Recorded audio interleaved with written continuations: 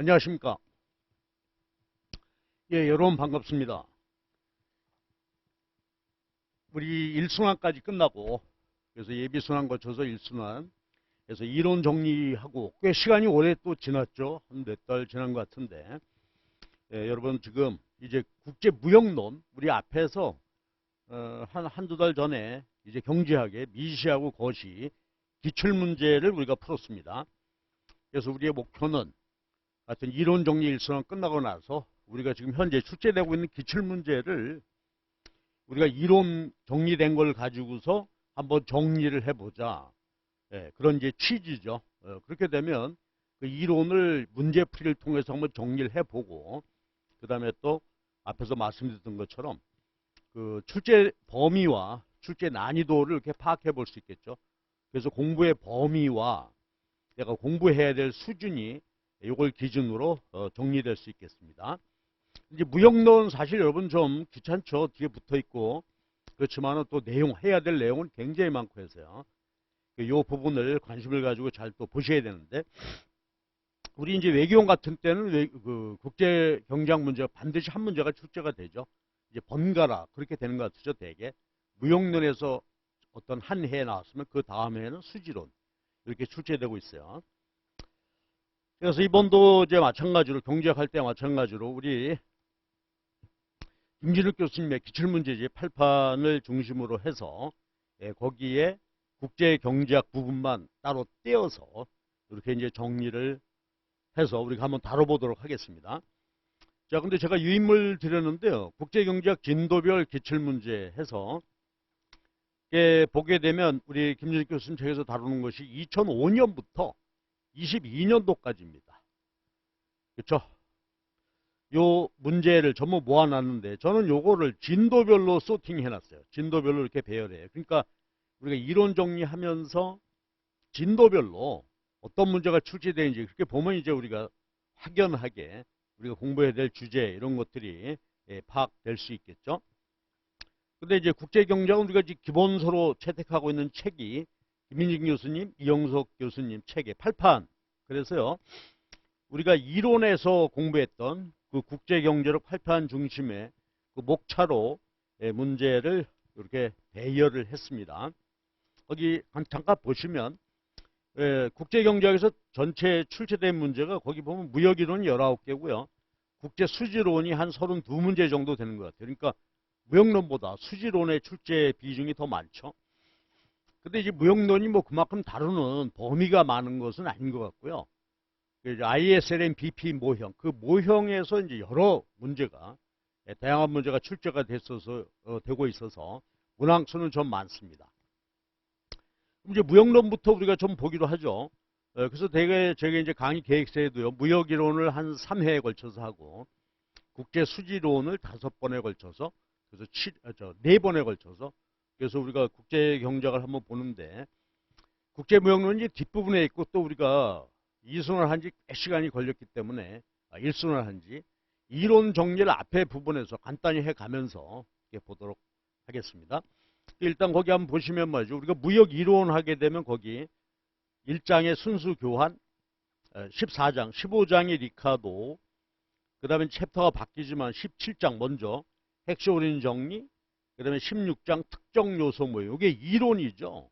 그래서 무역의 기본적인 이론, 그건 다뤄지는 그 부분이에요. 그래서 보면은 순수교환 모형에서 하나, 리카도 모형 3개, 핵쇼린에서 4개, 그 다음에 특정 요소 모형이 복잡한데 우리 시험에 있어서는 오국공채나 외교원에서는 그렇죠, 한 문제만 이렇게 출제되고 있죠. 그러니까 이런 부분이 이제 오히려 이제 프랩이 될 수 있겠죠. 언제든 출제될 수 있는 그런 부분이에요. 그 다음에 18장이 새로운 무역이론 해가지고 여기는 이제 규모의 경제라든지 독점일 때, 그러니까 우리가 보통 무역이론 분석할 때는 다 완전 경쟁을 전제로 하는데 독점일 때 이제 규모의 경제, 규모의 경제 하는 말은 우리가 비교이익, 특정 요소까지는 전부 비교우위에 대한 그 산업, 간 무역을 중심으로 보게 되죠. 근데 이제 규모경제 하게 되면 이건 산업 내 무역이 되겠죠. 산업 내 무역을 다루는 그렇게 되겠고요. 그 다음에 이제 무역 정책으로 가는 거죠. 무역 정책이 이제 보게 되면 자유무역 하게 되면 모두 좋은데 문제는 국내 수입 산업을 보호하기 위해서 무역 장벽을 하게 되죠. 보호무역. 그래서 이제 가장 강력한 보호무역 수단이 20장의 관세, 21장이 비관세 장벽. 그래서 이것이 이제 무역 정책과 관련해서 많이 다뤄지게 되는데 관세, 비관세 합쳐서 6문항 이렇게 출제되고 있어요. 그 다음에 그 뒷부분에 무역과 관련된 여러 가지 경제 성장, 기타 등등의 성장, 경제 발전의 문제 등등이 있는데 여기서 이제 3문항 정도가 이렇게 도출되고 있습니다. 그래서 이렇게 보시면 전반적으로 볼 때 그렇죠? 이렇게 출제되어 있구나. 그리고 출제 안 되는 부분과 출제되는 부분을 유의해서 이렇게 보시면 되겠고요. 그리고 제가 문제 옆에다 간단하게 이 문제에 묻는 내용을 제가 이렇게 요약을 해놨는데 또 한번 참조해 보시기 바랍니다. 그래서 이 순서대로 이렇게 풀어보도록 하겠습니다. 근데 역시 이 무역이론에서는 중요한 게 그렇죠? 순수 교환 모형하고 리카르도 모형 요거 두 개를 통해서 그렇죠? 무역에 관한 기본적인 개념 그렇죠? 요걸 파악하는 것이 중요하겠죠. 그래서 오늘은 첫날은 14장 순수 교환 모형하고 15장 리카르도 모형의 앞에 전반부 뒷부분은 빼겠습니다. 여기까지 이렇게 보고요. 그리고 이제 내일이 하이라이트가 될 것 같아요. 그렇죠? 리카르도 모형의 뒷부분하고 핵쇼림 모형, 특정 요소 모형까지 이렇게 해서 무역이론의 기본을 보도록 하고요. 그 뒤에 나머지 부분들을 살펴보도록 그렇게 하겠습니다. 그래서 여러분들 제가 뭐 경제학에서 늘 말씀드렸습니다만은 문제 풀이가 결국은 우리가 그렇죠 현장에서 문제에 답해야 되는데 이게 기출 문제란 말이에요. 그러니까 기출 문제는 우리에게 뭐 너무나 소중한 정보죠. 출제 범위 난이도가 파악이 되고 그 다음에 기출 문제에서 다른 문제는 우리가 100% 아무리 초수 우리가 처음 하신다 하더라도 이제 경제 이론이 정리가 됐으니까 이론 정리가 1순환까지 했으니까 이 순환에서는 기출 문제에서 다루는 문제는 내가 적극적으로 그렇죠 모두 정리할 수 있도록 그래서 물론 이제 약간 추가적으로 필요한 부분이 있겠습니다만은 그런 부분은 문제로 남겨두더라도 기본적으로 이제 전반적으로 정리를 꼭 해 두셔야 되겠어요. 그래야 시간이 훅 절약될 수 있겠죠. 뭐가 나온지도 모르고 그렇죠 어디까지 해야 될지도 모르고 막 이렇게 하는 거. 그 다음에 또 문제가 출제가 됐는데 이론을 다뤘는데 문제가 안 풀린다. 그럼 그것도 야단이죠. 그래서 우리가 아주 적극성을 가지고 내가 이론 공부했으니 내가 아무리 초수고 비전공자라 할지라도 기출문제는 한번 풀어보겠다. 적극적으로. 물론 잘 안 풀립니다. 그러니까 이제 제 강의를 참조하시고 우리 교수님 책도 아주 해설이 자세하게 붙어 있잖아요. 참조해서 이론도 보완하시면서 이렇게 해주시기 바랍니다. 그리고 반드시 우리가 기록을 남겨야 되죠. 그래서 여러분 문제 풀이할 때 제 설명, 그 다음에 교수님의 설명 이렇게 해서요. 우리가 답안 작성하는 것까지는 안 가더라도 답안 작성은 일단 전체 과정 한 다음에 하더라도 이 문제 풀이에서 핵심적인 것을 이렇게 써보고 그 다음에 특히 이제 계산 문제는 확실히 전체 과정을 꼭 반드시 해보셔야 됩니다. 그래서 강의 듣는 거 이제 그 다음이 중요하잖아요. 복습을 해야 된단 말이에요. 근데 우리가 연이어서 막 스트레이트로 강의가 진행이 되니까 부담스러우시겠지만은 매일매일 진행되는 과정을 그저 댁에 가서 충분한 시간을 투입해서 복습 이렇게 해서 정리를 해 주시기 바랍니다. 자 그리고요 제가 여러분 이제 유인물을 2개 드릴 건데요. 오늘 첫 번째로 이게 무역 이론에 관한 제 교재 제가 우리 김인진 교수님 이영석 교수님 책의 교재를 이론 강의할 때 요거 썼던 교재죠. 다이제스트에서 했던 요거를 제가 여러분 드리겠습니다. 그러니까 먼저 일순환 들었던 분들은 뭐 따로 하실 거 없고요. 혹시 그렇지 않은 분들은 요걸 보고 이론 정리를 우리가 해보면서 가도록 하시자고요. 근데 벌써 여러분 미시, 거시, 국제경제학 하다 보면 앞에 부분이 많이 있게 되어지죠. 그래서 이론 정리를 다시 먼저 말씀드리고 그 다음에 요 단원별로 문제를 이렇게 풀어보도록 하겠습니다. 하여튼 복습 열심히 해주세요. 그리고 반드시 자기 문제풀이 노트를 만드셔야 돼요. 답안 작성 노트가 아니고 문제풀이하는 것 자체. 그래서 뭐 목차를 잡고 어떻게 한다 그거보다는 문제풀이 자체에 초점 맞춰서 그 문제를 계산 문제 포함해서 이렇게 푸시기 바랍니다. 자, 그러면 첫 번째가 이제 순수 교환 모형인데요. 근데 이제 무역 이론이다 하게 되면 크게 보면은 순수 교환 모형, 리카도 모형, 핵쇼리 모형 그렇죠.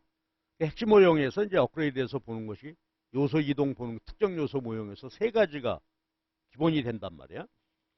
순수 교환 모형, 리카도, 핵쇼린인데 먼저 이제 순수 교환 모형부터 시작이죠. 그러면 여러분 이제 공부하시고 다 아시지만 순수 교환 모형, 무역 이론의 출발은 우리 요게 우리가 순서를 바꿔 교재에서 무역 이론 먼저 하기 때문에 14장이 되는데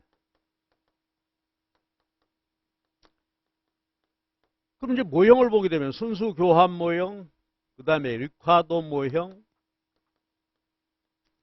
핵쇼 올인 모형 이렇게 이제 전개가 되는데 결국 무역 이론은 핵쇼 올인 모형 여기에서 이제 종합적으로 다뤄지게 되겠죠. 근데 순수 교환 모형에서 이제 요 모형의 차이점은 뭐냐면 요거는 부존 생산물 지금 현재 어느 경제가 갖고 있는 생산물이 주어져 있다. 생산 과정은 보지 않는 거죠. 그래서 생산의 측면은 고려하지 않고 지금 당장 있는 요거는 이제 고려하지 않고요. 부존 생산물을 다른 나라하고 비교해봐서 이것이 상대적으로 싸다 비싸다 그래서 무역이 일어난다 이거지. 그러니까 요거는 이제 소비 측면으로 수요 측면으로 이제 무역의 발생 원인을 본단 말이에요. 근데 기본적으로 알다시피 무역 발생 원인은 뭐죠? 전제되어 있는 게 동질의 생산물이죠. X제, Y제. 이게 이제 단순화시켜서 두 가지 제어만 놓고 보는데 동질이단 말이에요. 전제 조건이. 물론 현실 무역은 동질적이지 않죠. 우리가 스마트폰만 보더라도 뭐 우리 삼성하고 저쪽이 이제 다르게 되잖아요. 그렇지만 이제 동질이란 뭐 쌀 수출입한다 하는 것도 마찬가지죠. 동질의 쌀이다. 품질은 똑같은 재화. 그리고 이제 무역이라서 전제는 두 가지만 보는 거죠. 물론 여러 개를 해서 확장되기도 하지만 우리 시험에서는 우리 5공채 국제경제학 부분이나 외교 문제에 있어서는 두 가지 재화만 존재할 때 이걸 대상으로 이제 주로 분석이 이루어지게 되죠. 그런데 순수 교환 모형에서는 뭐죠? XY 생산하려면 요소가 투입돼야 되고 생산 측면을 봐야 되는데 이건 보지 않는단 말이에요. 그래서 지금 현재 XY 각각 두 나라가 XY 동질의 생산을 갖고 있는데 가격이 다르다. 두 나라의 똑같은 물건 가격이 다르게 되니까 자유무역이 허용된다면 그렇죠? 내가 이 물건을 갖고 있는데 저쪽이 싸다. 그럼 소비자 입장에서 싼 데 가서 소비해야 되죠. 그래서 무역이 이루어지게 된단 말이에요. 생산 측면 없습니다. 소비자가 지금 현재 XY 상대 가격 주어져 있는데 외국이 상대적으로 X가 더 싸다. 그럼 우리나라보단 외국 물건 사는 게 싸잖아요. 수입해서 싼 거 수입해서 쓰자. 그래서 무역이 순수히 생산 측면은 고려하지 않고 지금 현재 X, Y 생산량은 주어져 있는데 가격이 다르단 말이에요. 그래가지고 소비 측면에서 효용 극대화에 의해서 무역이 이루어지게 되는 것이죠. 자, 그런데요. 이건 너무 어색하잖아요. 왜냐하면 부존 생산물이 하늘에서 떨어진 게 아니잖아요. 생산하기 위해서는 요소가 투입돼야 되죠. 그래서 이제 리카도 모형이 정식 또 아주 형태를 갖춘 무역이론의 출발이라고 볼 수 있겠는데 리카도 모형에서 이제 생산을 고려하는 것이죠. 생산 측면을 고려해 놓고 그다음에 소비는 뭐 효용 극대화 하는 것이니까 효용 극대화 소비에 의해서 무역이 이루어지게 되는데 자, 리카도 모형의 이제 뒤에서 자세히 보겠습니다. 가정은 뭐죠? 노동만 가지고 생산한다. 그러니까 자본, 노동 동시에 다 보는 것이 아니라 오로지 노동만 가지고 분석하는 것이고 핵쇼린 모형에서 그리고 중요한 게 노동을 투입해서 생산하는 것만 보는데 생산 측면에서 노동의 한계 생산성이 일정하다는 가정하에서 이제 분석이 이루어지게 되죠. 그런데 이 리카도 모형이 중요한 것은 우리가 뭐죠? 그렇죠. 자유무역하면 모두 이득이다. 생산자 측면에서 비교율이라는 게 발생을 하고 그래서 자유무역하면 모두 이득이다 하는 이제 이 개념이 등장하게 되는 거죠. 그 이전까지는 뭐 전쟁 무역이잖아요. 약탈 무역이고. 무역이 제로섬 게임이에요. 한 나라는 이득이고 다른 나라 손해보게 되는 그런 건데 이제는 자유무역하는 것이 좋겠다 하는 자유무역에 대한 어떤 그렇죠.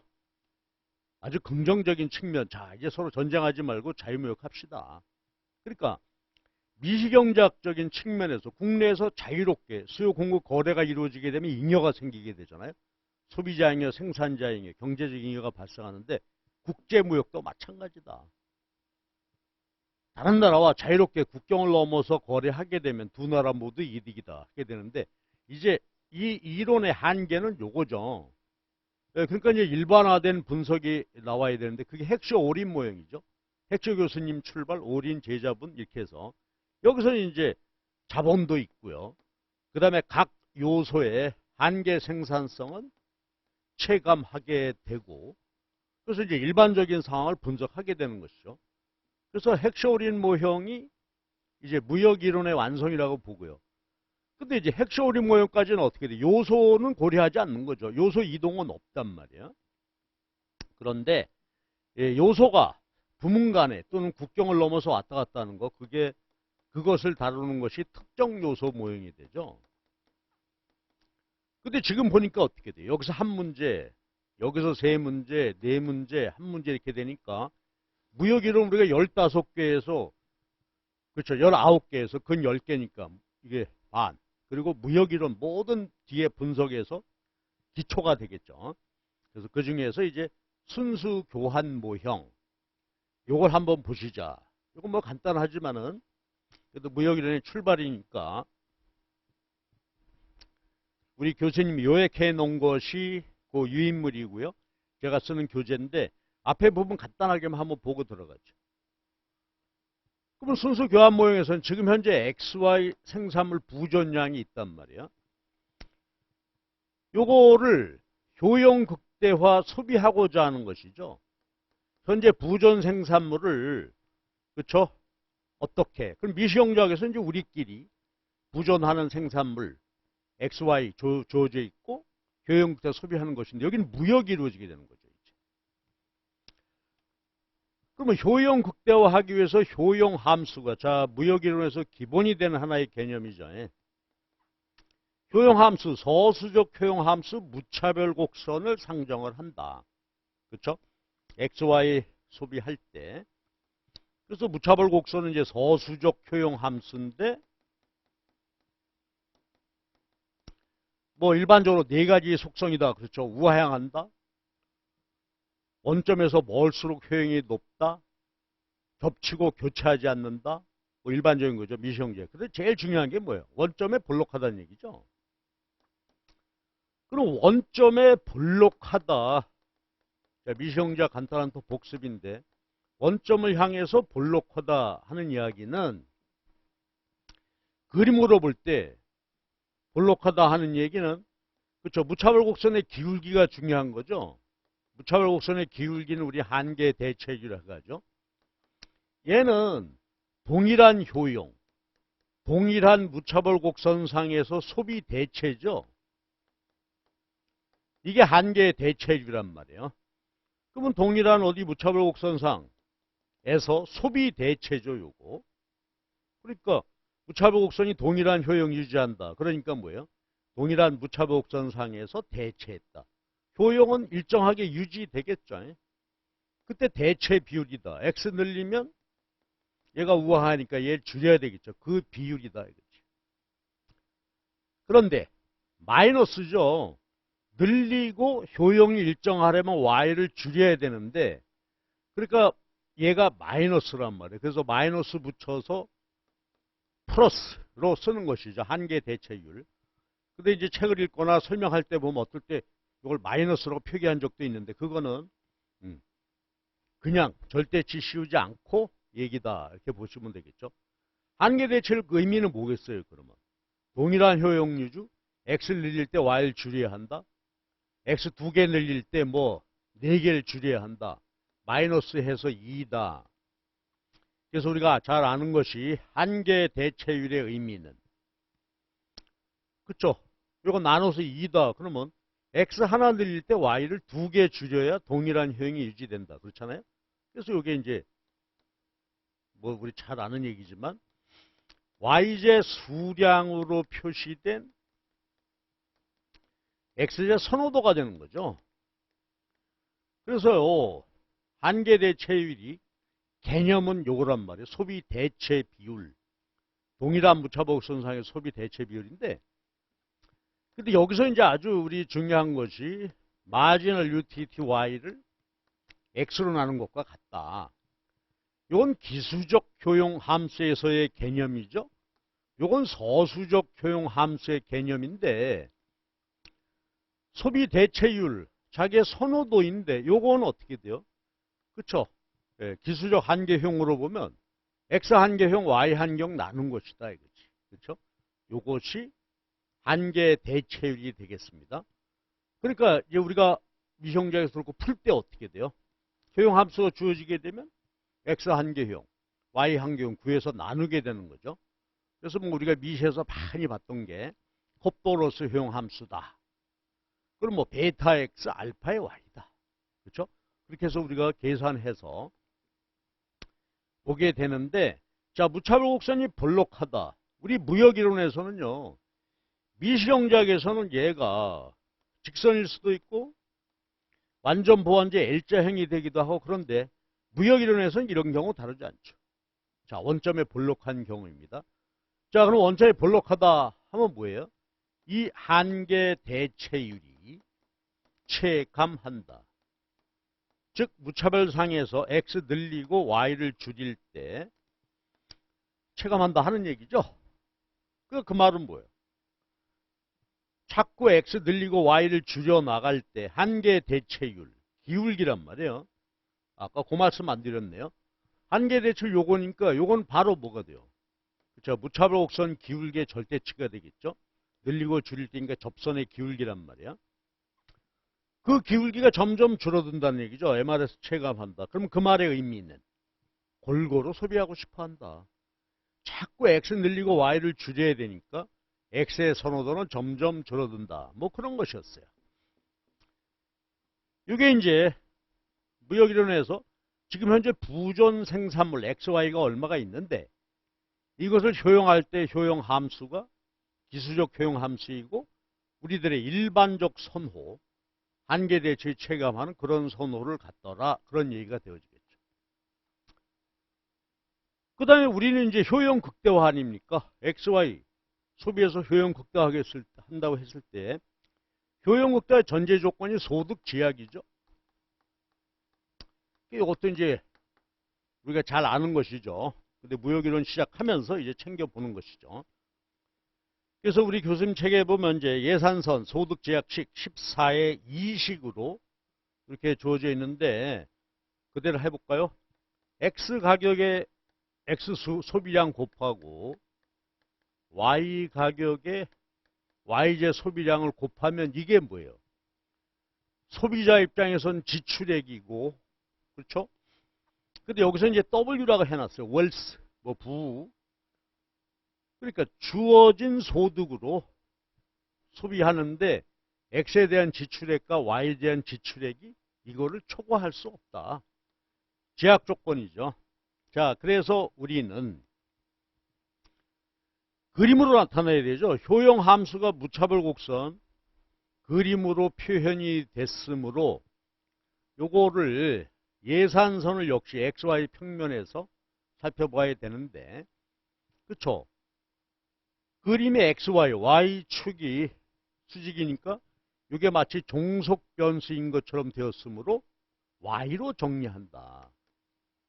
Y로 정리하게 되면 그렇죠? PY 곱한 게 나누어지게 되고요.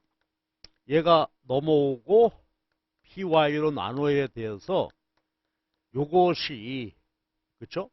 소득 제약을 그림으로 그리기 위한 예산선이죠. 여기에 버젯 라인, 예산선식이 됐습니다. 그래서 우리가 알다시피 자, 이 축의 의미는 소비자가 자기 주어진 소득으로 몽땅 Y만 소비할 때, 몽땅 X만 소비할 때, 수식으로 보면 이게 Y축 절편이죠. 얼마 주어진 웰스, 부가 있을 때 Y 가격으로 나눈다면 모두 Y만 소비할 때 여기는 시계에 보이진 않지만 그렇죠. X 가격으로 나누면 X만 소비할 때 소비량이 이렇게 되겠죠. 그 다음에 중요한 게 요거 기울기죠. 예산선 기울기가 요거예요. 그런데 예산선 기울기가 지금 보니까 어때요? PY, PX 마이너스 절대치 씌운 것입니다. 그럼 이것도 한번 보실까요? 어떤 소비자가 지금 주어진 소득으로 소비하는데 시장 가격이 X 가격이 Y 가격의 2배다. 그래서 예산선 기울기의 의미는 뭐죠? 그렇죠. Y제 수량으로 표시된 X 한 단위 소비할 때 기회비용이 되는 것이죠. 우리는 이제 무역이라서 참으로 많이 이 개념을 써야 되기 때문에 다시 한번 확인해 보도록 하자고요. 그러면 효용함수 무차별 곡선 이게 기울기가 중요하죠. 기울기는 한계 대체율이 있고요.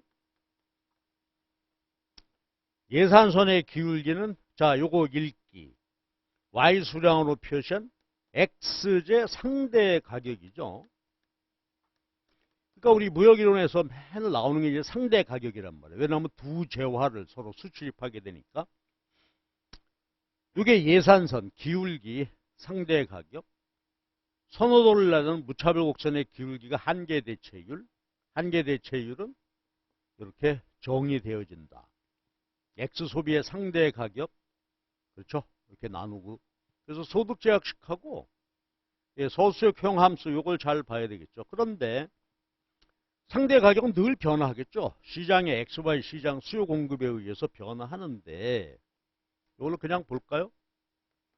최초 이것이 만약에 1이었다고 해보십시다. 기울기 45도, 기울기가 1이었다. 근데 이제 X 가격이 오르고 Y 가격이 내린다. 예를 들어. 그럼 어떻게 돼요? X가 오르고 Y를 내려서 얘가 2가 되었다. 예산선의 기울기가 요 점을 중심으로 볼 때 가파르게 됐죠. 기울기가 1이었다. 2가 되었다. 그러면 X 상대 가격이 올랐다. Y 수량으로 표시한 X 상대 가격이 올랐다. 그 말의 의미는 X 가격 오르고 Y 가격은 내렸다. 그러면 어떻게 돼요? 어떤 점을 여기서 어떤 소비자가 소비하고 있었다면 기울기가 가파르게 변화하겠죠. 그래서 예산선의 기울기가 가파르게 변한다. 그러니까 예산선의 변화는 뭐예요? 그렇죠?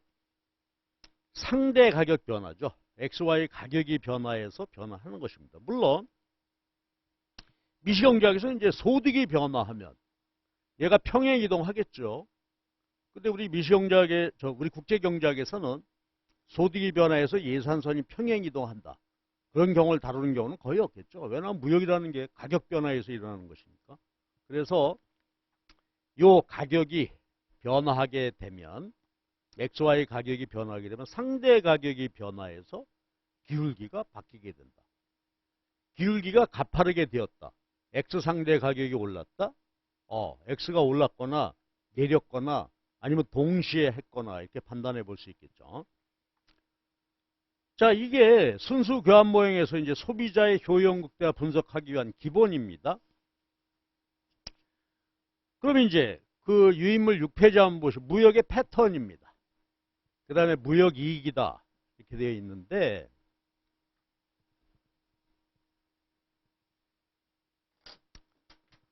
여기서 보실 내용은 이거죠. 무역 패턴이다. 이거 뭘까요? 용어 정리. 무역 패턴이다. 그러면 예를 들어서 본국과 외국이란 말 많이 쓰잖아요.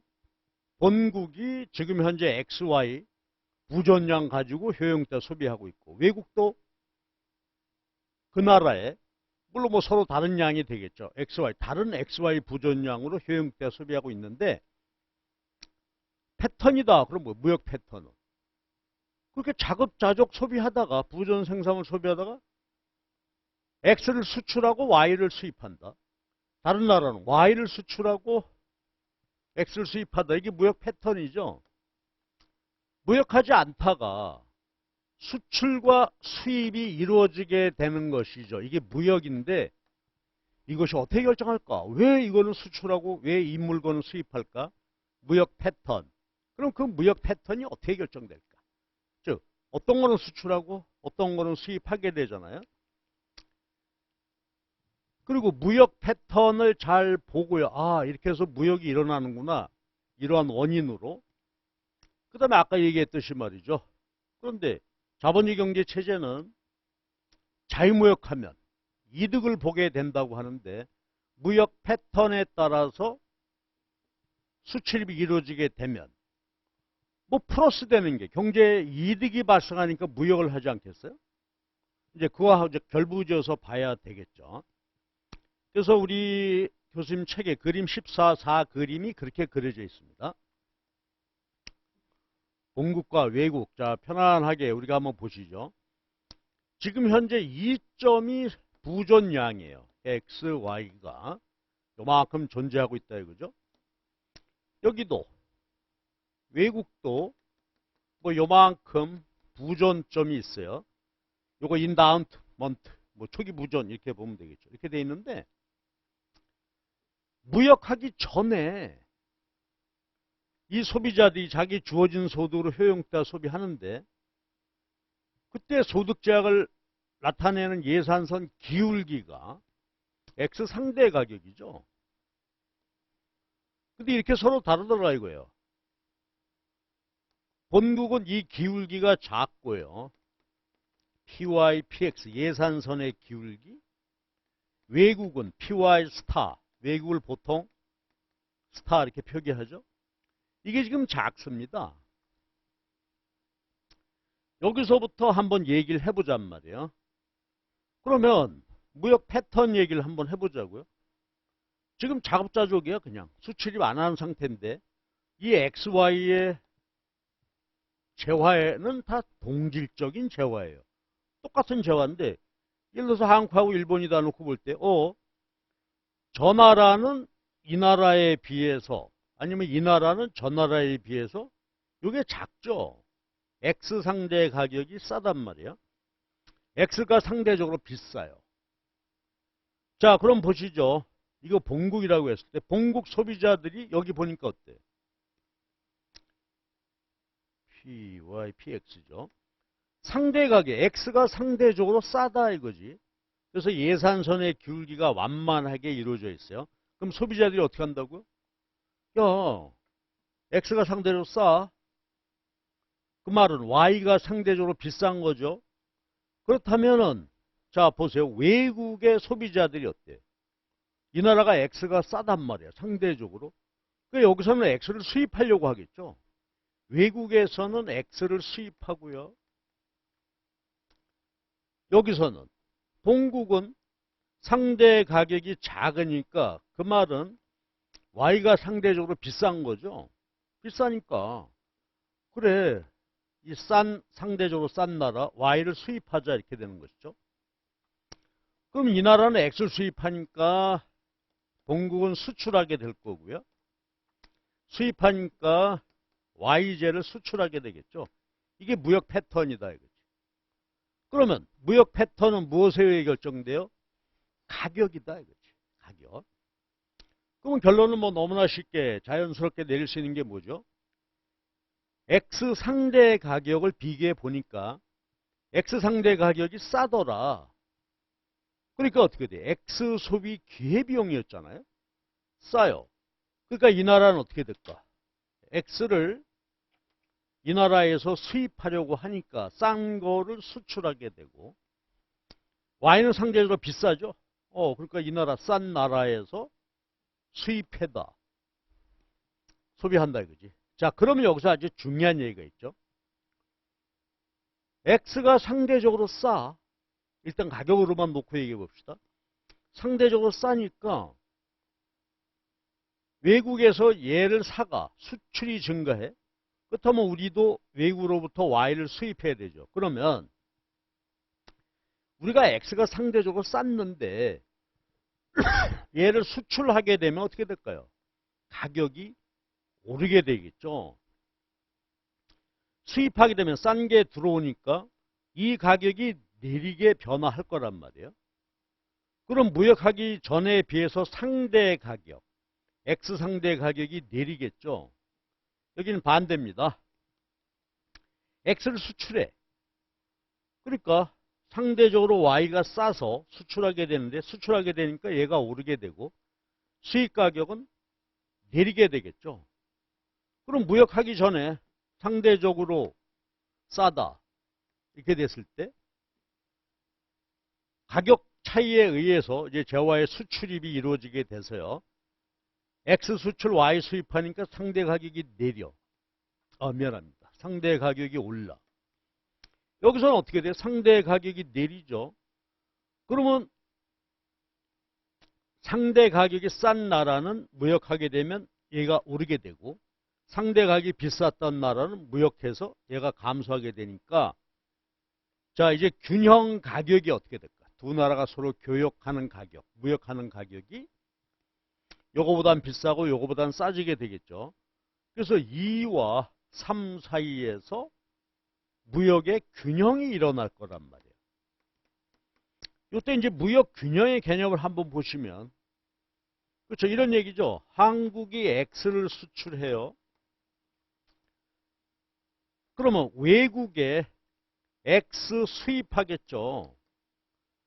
그 다음에 본국이 Y를 수입하고 외국이 이 본국에다가 수출하게 될 때 이 수출입 총액이 어떨까요? 똑같겠죠. 이것이 무역의 균형이다 이거지. 수출입 총액이 서로 같을 것이다. 그럴 때, 즉, 이 나라 수출 수입, 이 나라 수출 수입에 이거 foreign 스타죠. 같을 때, 그때를 우리가 무역 균형이라고 하고, 그때 성립된, 예를 들어서 2.5다. 이거 우리가 균형 교역 조건이라고 하는 것이죠. 그렇죠? 자, 이렇게 우리가 무역의 패턴 정해져 있단 말이야. 그럼 이제 정리할게요. 그럼 무역하기 전에 부전량은 다르지만 어떤 나라 X 상대 가격이 싸다. 그럼 우리가 상대적으로 싼 상품, 상대적으로 이게 싸죠. 요것을 우리가 비교위라고 하잖아. 뒤에서 나오겠습니다만 X의 비교위가 있는 것이고 이 나라는 X 상대가 크니까 분모가 작다는 얘기죠. 그래서 외국은 Y의 비교위를 갖는다 이거지. 그럼 무역 패턴은 뭐다? X 상대 가격. 그것에 의해서 결정이 되는데 X가 상대적으로 싼 나라는 X의 비교위 수출하게 되고 Y가 상대적으로 싼 나라는 즉 반대로 X가 상대적으로 싼 나라는 비싼 나라는 Y가 상대적으로 싼 거죠. 비싼 거죠. 그래서 Y의 비교위를 갖게 된다 이거야. 그러니까 상대 가격 차이에 의해서 비교위가 발생하죠. 상대적으로 싼 나라가 거기에 비교위. 자, 요거 놓고 보게 되면 뒤집어. 분모 분자를 뒤집어 놓게 보면 요건 뭐예요? Y자가 상대적으로 싸다. 그러니까 X가 상대적으로 비싸다. 그럼 Y의 비교위를 갖게 된다. 무역 패턴이죠. 그러니까 앞으로 나오게 될 모든 무역 이론에서 무역 패턴은 X 상대 가격에 의해서 결정되어진다. 상대적으로 싼 그 생산물의 비교위를 갖게 되고 이것을 수출하게 된다 이거지. 그리고 하나 더 상식적인 얘기지만 어떻게 돼요? 비교위 X 수출하게 되면 X 상대 가격은 오르고 여기는 Y가 상대적 비교위니까 Y의 상대 가격이 올라서 같아지게 되고 이 상태를 무역 균형이라고 한다. 무역 균형의 의미는 두 나라의 양국의 수출입액이 서로 같은 상태다. 그렇죠? 그리고 요 얘기 하나만 할게요. 자, 비교위를 수출하게 되는데 수출하면 가격이 오르고요. 본국 중심으로 얘기해 볼게요. X의 비교위예요. 본국 중심 Y제는 수입해요. 그러면 무역하기 전에 X제 시장에서 가격, Y제 시장에서 가격이 결정이 되고 있는데 비교에 따라 수출하게 되면 비교의품의 가격은 오르고 비교열이 가격은 내리더라 이거지. 그러면 수출, 비교의품 가격이 오르는 이유가 뭘까요? 미시경제학에서 기본이죠. 자, 이건 도메스틱 서플라이죠. 국내에서 이루어지는 공급입니다. 도메스틱. 국내 공급이에요. 무역하기 전에 도메스틱 디맨드죠. 국내 자급자족할 때 수요예요. 근데 시장 개방이 되었고 X를 수출하기 시작하더라. 그럼 어떻게 될까요?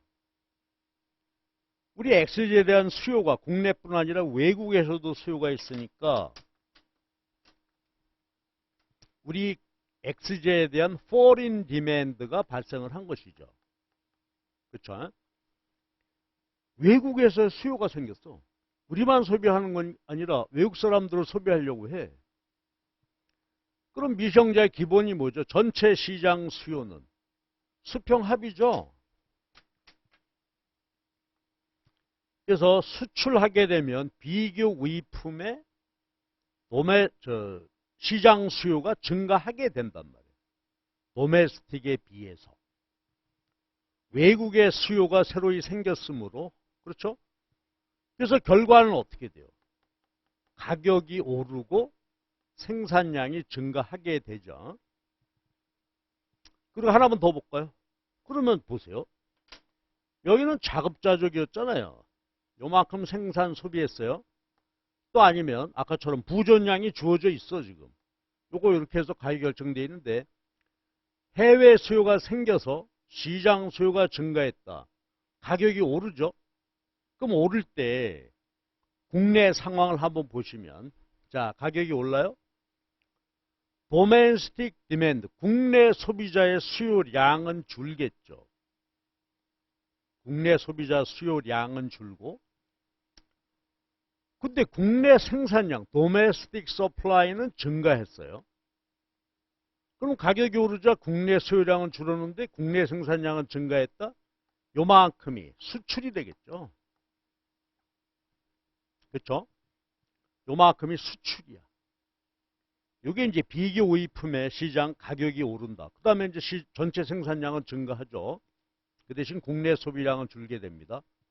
수출량, 수출액은 이때 가격 곱하기 수출량 곱하면 수출액이 되겠죠. 여기 가봅시다. 수입해. 이것도요. 도메스틱 디맨드, 도메스틱 서플라이. 우리끼리 자급자족하고 있었는데 Y가 비교 열의품이 돼서 상대적으로 비싸서 수입한다고 해보자고. 수입하면 어떻게 될까? 아까 보면 가격이 내린다고 그랬죠? 그럼 어때요? 수출하게 되면 foreign demand가 생긴 거죠. 국내 공급자뿐 아니라 수입품도 국내 공급이 이루어지게 되잖아요. 그렇단 말이에요. 그러니까 우리 국내에서만 공급이 이루어져요. 국내 생산자. 그다음 외국 생산자에 의해서 국내 공급이 이루어지게 되니까 이것도 어떻게 될까? 그렇죠? 시장 전체 공급이 증가하겠죠. 마켓 서플라이가 증가해요. 그래서 가격이 내린단 말이에요. 그렇죠? 그래서 비교 열이가 Y제라고 할 때 그럼 외국으로부터 수입이 돼. 수입하게 되면 foreign supply가 새로 창출돼서 시장 전체 공급이 증가한 것입니다. 그래서 가격은 내리고 시장 거래량은 증가했습니다. 그럼 이것도 살펴보자고요. 수입, 개방, 시장 공급이 증가해서 여기 보세요. 시장 수요량이죠. 자, 가격이 국내 가격이 내리면서 가격이 내리니까 소비자들 수요량이 증가했어요. 근데 공급자들은 아유 참 난감하죠. 시장 개방되는데 국내 공급자들이 가격이 내려버렸어요. 시장 가격이 내려. 그러니까 국내 공급자들은 공급량을 줄일 수밖에 없죠. 그래서 수입이 이루어지게 되면 어떻게 된다? 수요량 증가, 국내 공급량 감소. 요만큼이 수입이 되겠죠. 그렇죠? 그래서 수출과 수입이 기본적으로, 자, 우리가 요거 미시형작조로 간단한 얘기죠. 수요 공급의 변화 요거 챙겨 주시고요. 이때 수입액은 뭘까요? 그렇죠. 수입량 곱하기 수입 가격이 되겠죠. 곱해. 요 수입액과 요 수출액이 이퀄. 그게 무역 균형이 된다. 이거지.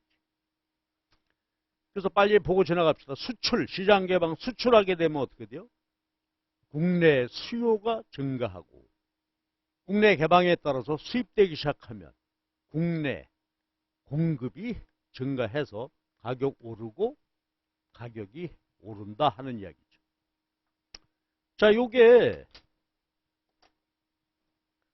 우리가 기본적으로 순수 교환 모형에서 자, 이렇게 바뀌게 돼요.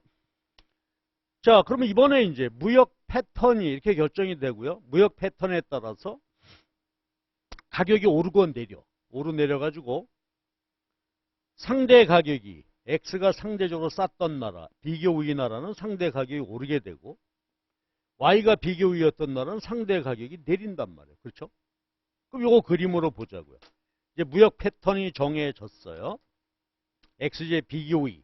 그러면 X 상대 가격이 근데 그 전에 요거 얘기 안 했네요. 요거 자급자족이야.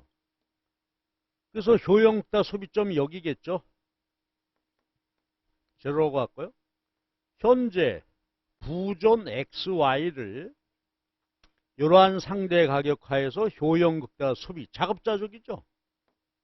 이 나라도 자급자족이죠.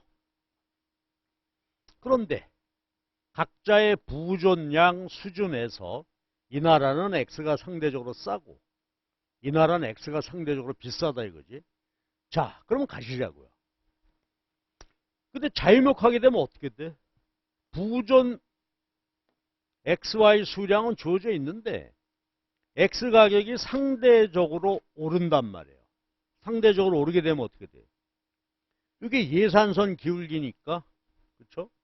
이렇게 바뀌게 되고요. 이 나라는 X 상대 가격이 내리죠. 그러니까 현재 생산물 부존점 중심으로 예산선의 기울기가 완만하게 변한다. 얘가 내렸다. 얘는 올랐다. 예산선의 기울기가 가파르게 변화한 것이죠. 자, 그럼 보세요. 무역이 없어요. 자급자족하다가 시장 개방하니까 이런 이유로 수출 수입함에 따라서 가격이 오르고 수입 가격 내려 올랐어요. 그러면 예산선 기울기가 바뀌게 된 거니까 어때요? 효용극다 소비점이 바뀌겠죠. 요게 E'이라고 할까요?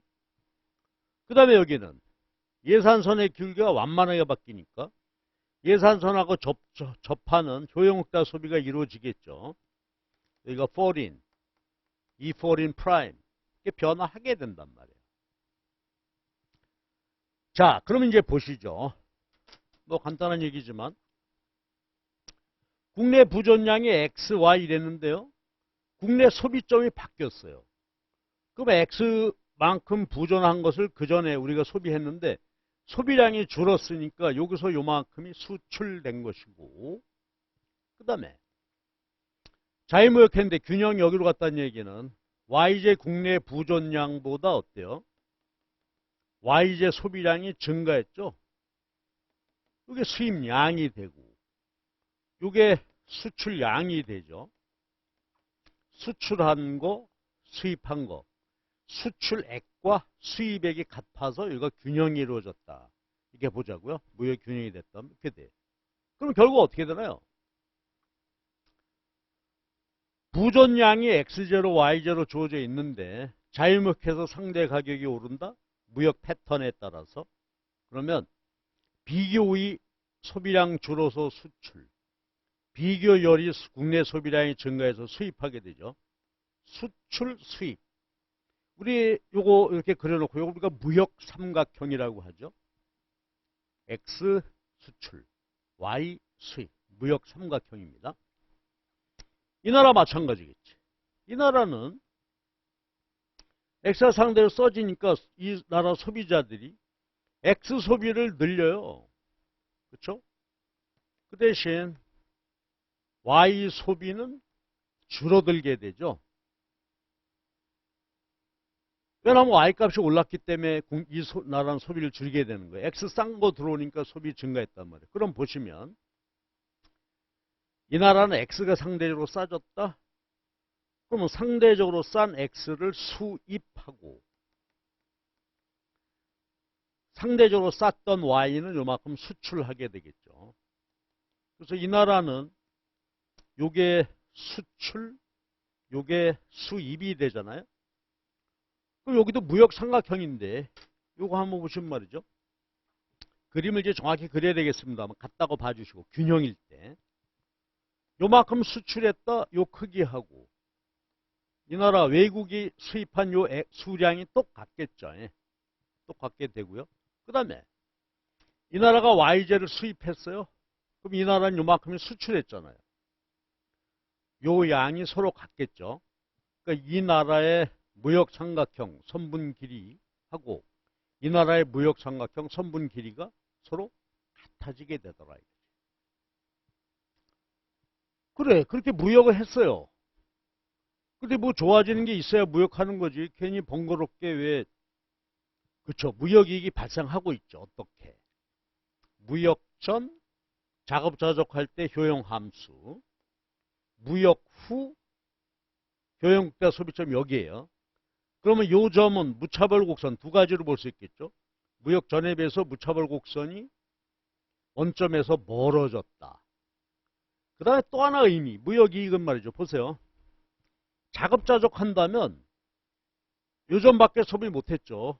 그런데 현재 주어진 가격에서 이렇게 보면 요거 예산집합이잖아요. 요게.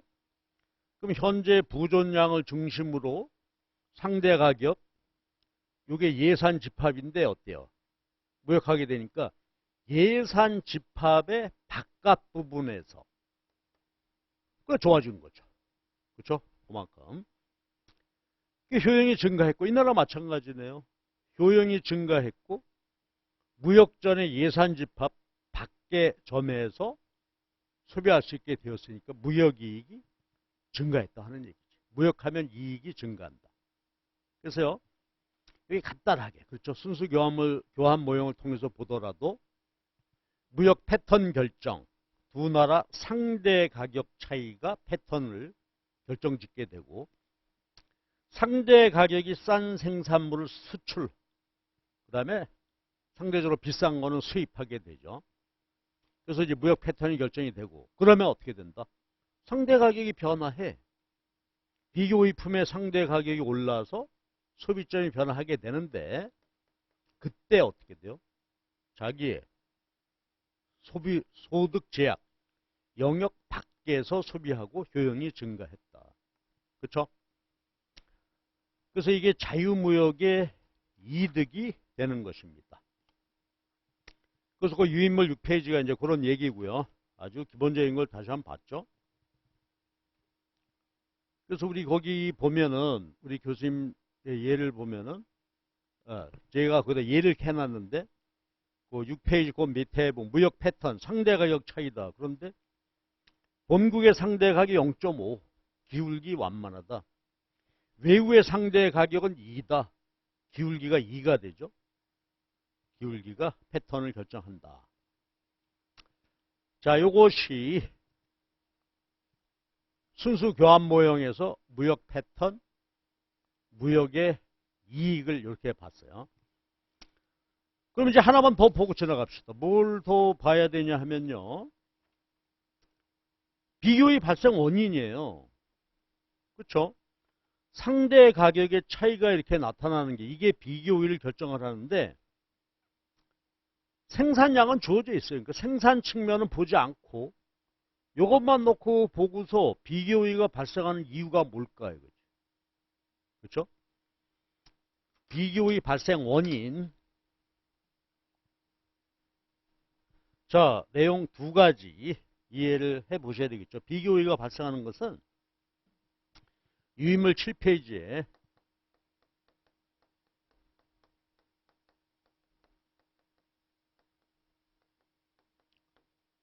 두 가지 케이스예요. 첫 번째는 거의 그림 14.5 그림인데요. XY의 지금 현재 부전량, 부전이 동일해. 동일함에도 불구하고 상대 가격의 차이가 있어서요. 무역 패턴. 그래서 무역이 이루어질 수가 있고, 그 다음에 두 번째는요. 두 번째는 XY에 대한 부전이 동일한데 XY에 대한 효용 함수, 선호의 차이가 있거나 아니면 XY에 대한 이 국민들의 선호는 똑같아도 요소 부전, 요소가 아니라 생산물 부전, 부전량이 다르면 그러면 비교이가 발생을 한다. 한마디로 뭐지? 그쵸? 요 두 가지에 의해서 X 상대 가격이 달라진다 이거예요. 어느 나라는 X 상대 가격이 크고 작고. 그럼 무역이 가능한 것이죠. 두 가지인데, 자, 우리 간단히 보실 수 있겠죠. 예? 자, 보시면, 부전량은 동일하대. 본국과 외국의 그림을 따로 한번 그려볼까요? 똑같아, 이게.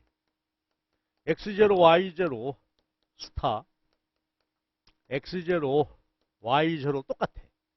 그런데 선호도가 다르단 말이에요. 그래서 거기 있는 대로 해볼게요. 어느 나라는 무차별 그림 요걸로 볼게요. 어느 나라는 요 점, 요 부전점에서 무차별 곡선이 여기서 아주 완만하게 접하고 있어요. 이 나라는 무차별 곡선이 아주 가파른 점에서 접하고 있다 이거지. 그럼 보세요.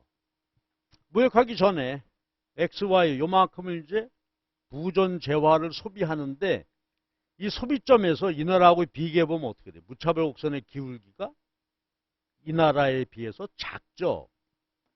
본국이라고 합시다. MRS XY가 작아요. 이 나라는 부전량은 똑같은데 요 점에서 무차별 곡선이 이래. 한계 대체율이 큰죠. 그럼 우리가 알다시피 뭐예요? 한계 대체율의 의미가 선호도죠. Y수량으로 표시한 X제 선호도란 말이에요. 그럼 똑같은 부전량 상태에서요. 본국은 무차별 곡선 기울기가 요점에서 완만하다. 한계 대체율이 작다. 그러니까 어떻게 돼? X 선호도가 작아. 이 나라는 반대로 크죠. 그러면 이제 볼까요? 그럼 여기서 효용국대와 요점에서 소비하고 있다는 얘기는 예산선 도출해 보면 이렇게 되고 여기 도출해 보면 이렇게 되겠죠. 예산선 그림으로 보면. 그러면 이 소비자들이 여기서 효용국대 소비하고 있는데요. 예산선의 기울기 아까 볼 때 이게 PY, PX죠. 효용 극대화 조건이잖아요.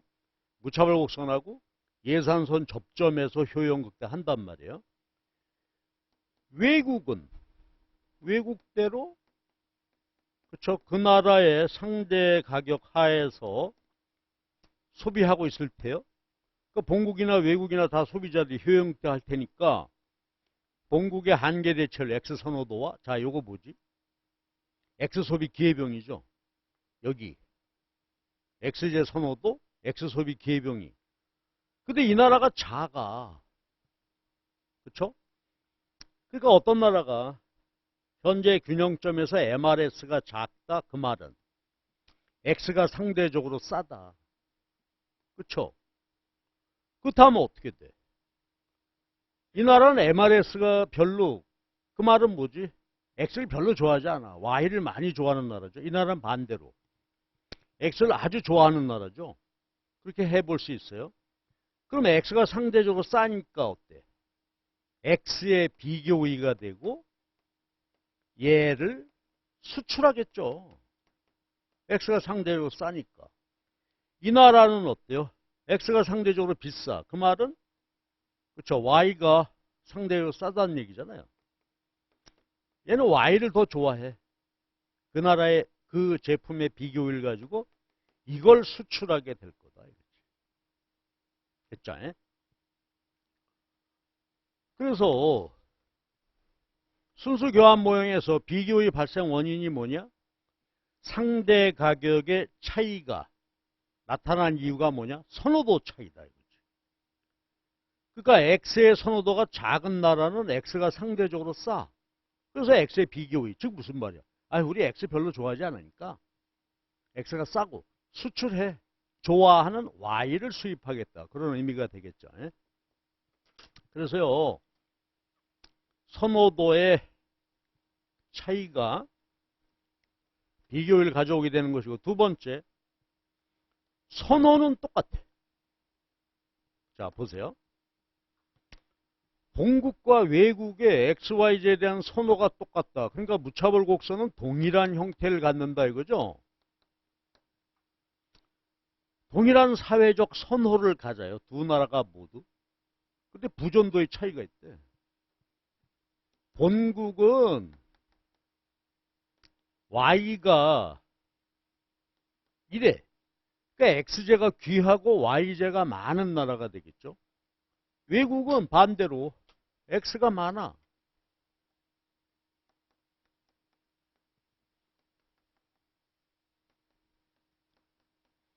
상대적으로 X가 많은 나라고요. 상대적으로 본국은 Y가 많은 나라예요. 그래서 현재 부전점이 여기니까 각각 효용국대와 여기서 소비하고 있겠죠. 이 나라는 여기서 소비하고 있겠죠. 그러니까 두 나라 부전점은 다르지만 효용 함수가 똑같다면 XY에 대한 선호도가 똑같다면 자 결론이죠. Y가 상대적으로 많고 X가 작은 나라 접점 이게 무차별 기운 그러면 어떻게 돼?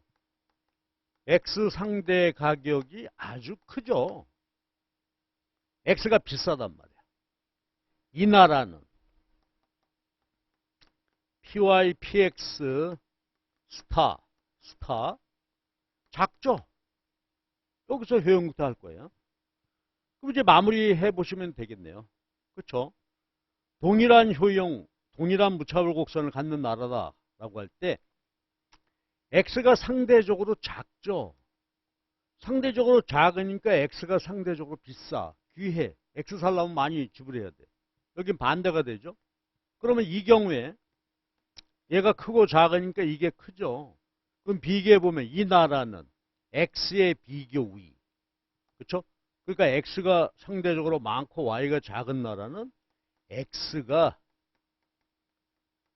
상대적으로 싸고 그것의 비교 우위가 되는 거고 요거 본국이다. 그럼 본국은 상대적으로 X가 귀해서 X가 비싸.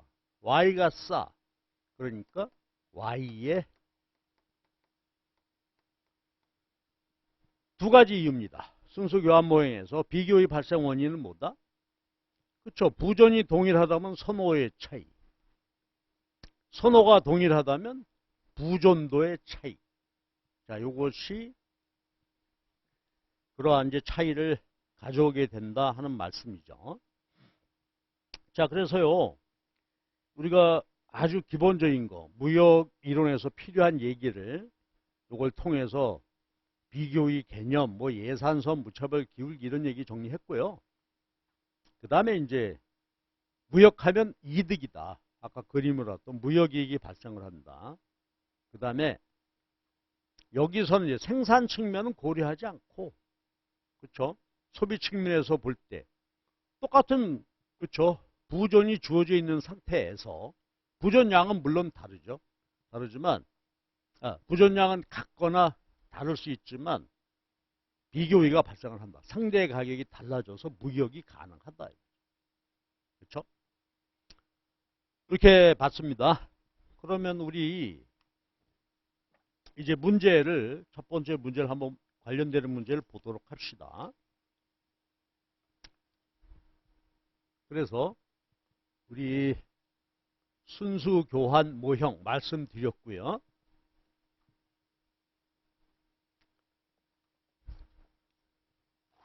요걸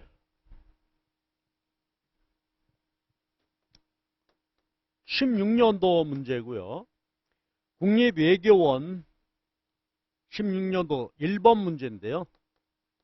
우리 교재로 보면은 454페이지. 자, 제가 순서에서 이렇게 요약을 해놨고, 요 문제를 한번 보시자고요. 그럼 이제 우리는 앞에서 뭐 미시거시 경험이 있었습니다만은 국제경제학 풀면서 처음 얘기를부터 한번 시작을 해볼게요. 그럼 문제가 이렇게 나왔어요. 16년도 1번 문제인데 배점은 30점이다. 문제. 그럼 우리는 어떻게 돼요? 먼저 문제를 정확히 보고 문제에서 데이터가 주어져 있죠. 정보가 주어져 있고 그 정보화에서 설문에 답하라 하는 것이니까 문제를 정확히 보셔야 되겠죠. 문제 봐요. 근데 이건 제가 문제를 이렇게 분류해 놨으니까 그렇지 문제 받았을 때 이게 어디서 해당하는 문제인지 모르잖아요. 그러니까 문제 읽으면서 판단해야 되겠습니다. 폐쇄경제에서 A군 XY를 각각 두 단위씩 생산한다. A국이 자유무역을 하는데 그래도 여전히 XY제를 각각 두 단위씩 생산한다. 그러니까 문제가 최초에 XY 두 개가 있고요. 그 다음에 무역을 해도 생산량은 변함이 없다는 얘기죠. 읽어봅시다. 근데 A국의 사회 후생 함수가 그러하다. 효용 함수가 XY 형태. 이게 말하자면 뭐예요? 콥도로스 효용 함수에서 알파와 베타가 각각 1. 이런 효용 함수네요. 근데 무역 이후에 무역이 이루어지고 난 다음에 국제 가격이 X 가격은 2, Y 가격이 1로 변화했다고 하고 첫 번째 자유무역을 할 때 수출 수입량이 얼마냐? 두 번째 질문이 사회 후생은 어떻게 될까? 자유무역할 때. 그걸 생산 가능 곡선, 무차별 곡선 가지고 설명을 하세요 했으니까 이 문제는 뭐예요? 생산에 대한 어떤 정보가 없어. 그냥 뭐 무역하기 전이나 후나 똑같이 두 개다. 그러니까 이건 바로 뭐예요? 순수 교환 모형이죠. 그러니까 XY가 무역하기 전에도 두 개, 무역이 이루어지고 난 다음에도 두 개. 그리고 무역하기 전에 두 개 가지고 효용극다 소비했을 거고 자, 바뀌게 되면 무역하게 됐을 때 이제 균형을 찾는 그런 문제가 되겠어요. 첫 번째 질문이지. A국이 자유무역을 할 때 수출과 수입량이 얼마냐? 그럼 보세요. 자급자족 할 때. 그렇죠? 자급자족이죠. 둘. 그런데 무역이 이루어지자 수출과 수입이 이루어질 거고 그때 수입량, 수출량 아까 우리가 얘기했던 그렇죠? 무역 삼각형을 찾아서 그걸 계산해 보란 얘기죠. 그럼 문제를 어떻게 해야 될까 이게? 요점의 효용 극대화잖아요. 그런데 효용 극대화인데 효용 함수가 XY예요. 그렇죠? 그러니까 우리는 이제 전형적으로 뭐야? 효용 극대화 문제는 효용 함수와 제약 조건이죠. 소득 제약이란 말이야. 효용 함수는 요거다. 오케이. 그 다음에 소득 제약을 써봐야 되는데 서브젝트 2 소득 제약이 지금 현재 보면 말이죠. 소득 제약은 기본적으로 뭐죠? 아까 했던 대로 웰스 부라고 할까요? px 곱하기 x죠. 이게 소득 제약식인데 문제로부터 이 소득 제약식을 완성을 해야 되겠어요. 근데 보시면 지금 처음에 제시된 게 뭐라고요? 2와 2가 부전량이야. 그러니까 X도 두 개가 되고요. Y 가격 얘도 두 개 소비해. 얘는 정해져 있어. 그렇죠? 이제 XY 가격이 얼마냐에 따라서 이게 결정이 되는 거죠. 이게 소득 제약식이란 말이야. 그런데 이게 소득제약식이 되는데 그래서 EPX, EPY 거기 써놓은 거죠. 그런데 무역 후에 XJ 가격이 2가 되고 Y 가격이 1이 됐다는 얘기예요. 무역 후에 이게 2가 되고 YJ 가격이 1이 되었다. 그럼 무역 후에도 소득제약은 만족하는 거잖아요. 이것이 아주 중요한 정보가 됐단 말이에요. 그럼 이걸 대입해. 여기다가 2. 그럼 2 곱하기 2가 되고요. 1. 그럼 2가 되겠죠. 그럼 일단 우리가 알 수 있는 정보가 뭐예요? 아, 그쵸. 소득은 615구나. 우리가 알 수 있게 되겠죠.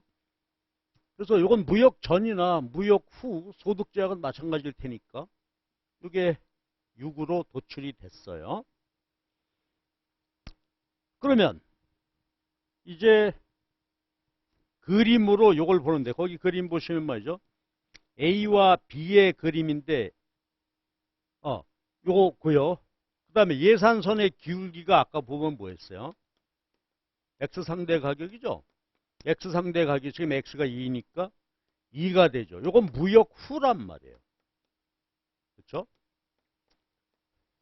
무역 후. 그러면 그림을 그려보면 무역이 이루어진 다음에도 똑같이 두 개니까요. 이렇게 되어 있겠죠. 그럼 무역 후에 예산선이 나왔어. 그렇죠. 무역 후에 소득제약 예산선으로부터 상대 가격이 나왔으면 이제 first order 컨디션 구하면 되겠네요. 그렇죠. 효용극다 조건 MRS XY 하고 그 다음에 예산선의 기울기 PIPX인데 PX인데 이게 지금 2가 되죠. 그래요. 그럼 이제 MRS를 구해봐야 되겠죠. MRS인데 자 이거 오랜만에 나왔으니까 복습 한번 해볼게요. 한계 대체율은 소비 대체율의 비율의 마이너스고 요거는 한계 효용 요 비율이 됐죠. X 한계용 Y 한계용 나눈 거예요.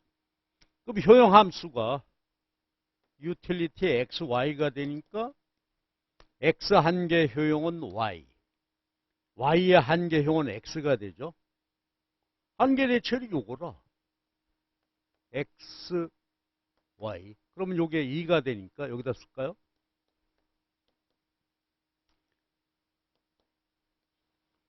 요게 효용극대와 first order 컨디션이요.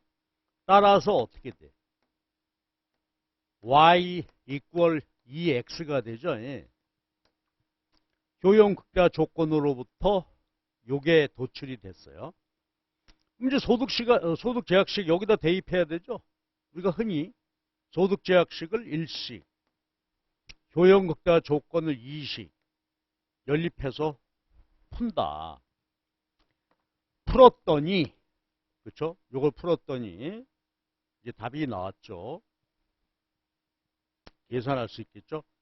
1과 2 연립해서 풀었더니 X가 1.5 우리 여기 책에는 1이라고 표기해놨죠. Y1은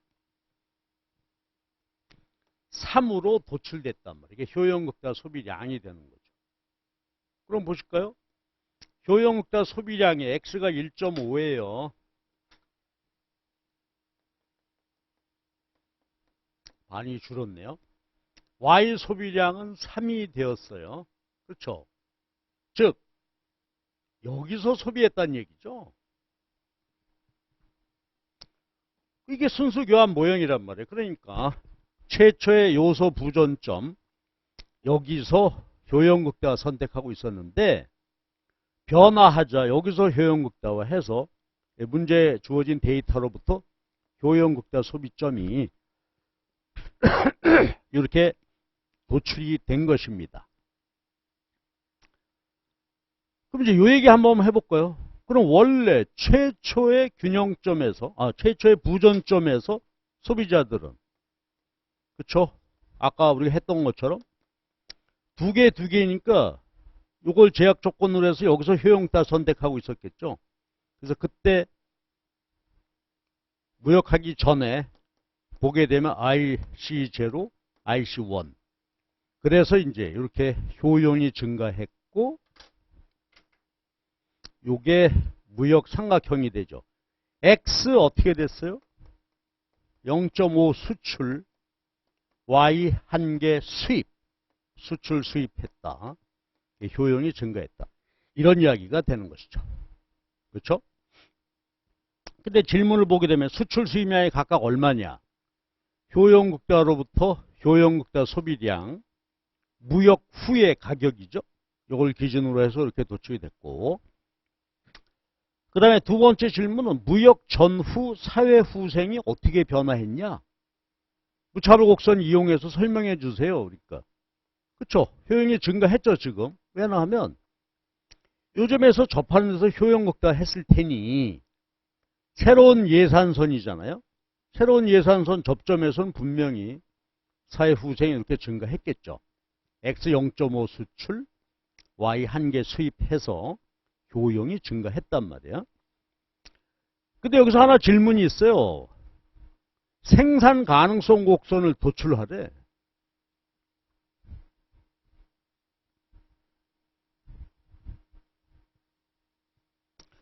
그럼 이거 난감한데요. 저 생산 가능성 곡선, Production Possibility Curve, PPC인데 이게 어떻게 생겼겠냐? 이걸 질문이에요. 자, 그럼 보시죠. 생산에 관한 정보는 아무것도 없단 말이에요. 그러면 우리는 이거를 어떻게 챙겨봐야 할까? 보세요. 그러면 이제 이 그림을 다시 한번 그려볼게요. 최초 둘일 때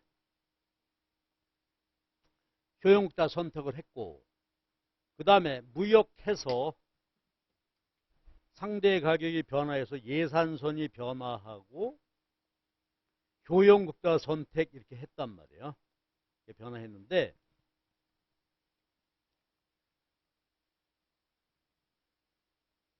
무역하기 전을 보면 무역하기 전에 요점을 보게 되면 말이죠. 요때 기울기를 구해보면 요거 예산선의 기울기입니다. 요건 1이 되죠. 그 다음에 예산선이 가파라져서 요거 예산선의 기울기는 지금 2가 돼 있잖아요. 그럼 우린 이거야. 요거보다 2개 많이 소비할 때, 이거보다 2개 많이 소비할 때 구간을 봐야 되는데, 자, 요게 무역하기 전의 예산선, 무역한 후의 예산선인데 생산 가능성 곡선. 여기서 이제 직관적으로 판단하셔야 돼. 뭐냐면 그려놓고 이해를 해보자고. 자, 요 점에서 놓고 보면 말이죠. 부전점을 중심으로 해서 PPC가 무역 후에 요거보다 기울게 가팔라져야 돼. 왜냐하면 이때 보시면 요 파란 게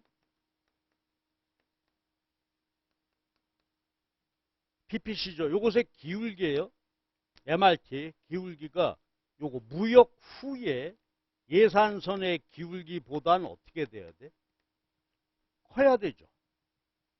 왜 그런가 하면 이게 만약에 이게 작다면 MRT가 작다면 X를 더 많이 생산하려고 하겠죠. 요건 생산의 기회비용이고 요건 소비자 입장에서 받을 수 있는 상대 가격인데 생산의 기회비용이 더 크니까 어떻게 돼요? X 생산을 줄인단 말이에요. 줄이게 되고 그 다음에 이쪽에서는 원래 예산선 기울기 1보다 얘가 작아야 되겠죠. 요 점에서는 MRTXY가 무역하기 전에 요거 제로라고 하고 1이라고 합시다. 이거보다 MRT가 작아야 돼요. 만약에 MRT가 더 크면 X 생산 안 할 거 아니에요. 자, 그래서 요건 현재 아이디어죠. 그래서 생산 가능성 곡선에 대한 데이터는 주지 않았어도 무역하기 전에 예산선에서 효용국가, 무역 후에 예산선 효용국가 놓고 보게 되면 예산선의 기울기가 X 상대 가격이니까 요 구간에서는 X 상대 가격보다 X 생산의 기회비용이 싸. 여기선 X 생산 기회비용이 커야 한다 하는 얘기죠. 그렇죠? 요건 하나 이제 아이디어로 이렇게 구할 수 있겠죠. 자, 그래서요. 1번 순수 교환 모형이 이렇게 노출됐어요. 그러니까 문제를 보시고 아, 이거 어떻게 접근해야 되느냐. 그렇죠? 요거 푸는 아이디어. 요것도 중요하겠죠. 자, 그래서 순수 교환 모형. 근데 이게 뭐 우리 문항수 자체가 작으니까 여기서 한 문제만 출제가 됐어요. 그러나 우리가 무역이론에서 보면 이거 하나의 도입부 처음 얘기니까 하나 문제를 이렇게 재밌게 봤습니다. 그 다음에 후생 변화 같은 거는요. 이건 효용 함수가 주어져 있잖아요. 아까 유틸리티의 x, y가 되니까 무역하기 전에 2, 4가 될 거고요. 무역 후에 이게 1.5, 3이 되니까 곱해보면 그렇죠. 4보다는 크죠. 효용 함수로도 확인해 볼 수 있고. 자, 하나만 더 얘기해 봅시다. 아까 우리 그냥 연습해 보는 거예요. 곱도로스 효용 함수인데 곱도로스 효용 함수가 A에 보통 이제 이렇게 하잖아요. 그때 그냥 한번 여러분 리마인드 해보는 거예요. 한계 대체를 어떻게 구했죠? 그렇죠. 마지널 유틸리티 y x죠.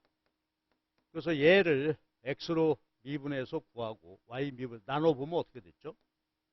베타의 x, 알파의 y가 됐죠. 곱도로스 함수의 한계 대체를 요구해요. 근데 문제에서는 지금 효용이 a는 없고 1이고 x, y 이렇게 돼 있으니까 알파, 베타가 각각 1이죠. 1, 1. 그래서 요것의 경우 한계 대체율은 x, y가 되는 것이죠. 그렇죠? 그래서 한계 대체를 구하는 거 여러분 잘 하시겠습니다만 이렇게 한번 봤습니다. 자, 그럼 잠깐 쉬었다가 이제 리카도 모형으로 가보십시다. 무역이론의 출발이 되는 것이죠. 그렇죠? 물론 이제 완전한 이론은 아니죠. 핵조린이지만 리카도 모형이 대단히 중요하죠. 예, 잠깐 쉬었다가 리카도 모형을 보십시다.